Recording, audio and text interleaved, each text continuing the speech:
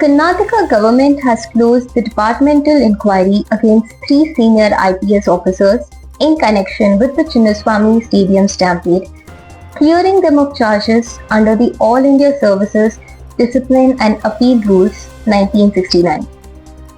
The officers include former Bengaluru Police Commissioner P. Dayanand, former Additional Commissioner of Police Vikash Kumar Vikash, and former Central Division DCP Shekhar H. The action relates to the June 4, 2025 stampede during the celebration of Royal Challengers Bengaluru's first IPL title, in which 11 people lost their lives and 56 others were injured.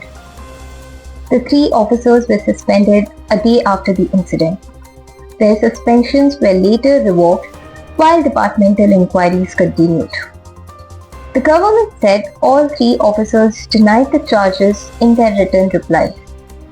After examining their responses and the opinion of the administrative department, the competent authority decided to close the proceedings and exonerate them.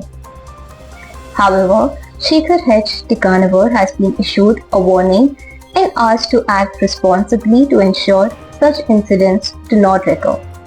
No warning has been issued to the other two officers. The orders were issued by the Department of Personal and Administrative Reforms in the name of the Governor of Karnataka. B. Dayanand now serves as ADGP training at Carlton House. Vikash Kumar Vikash heads the Internal Security Division, Investigation and Counterintelligence. And Shekhar H. Tikanavar is now posted as Superintendent of Police in Davangere.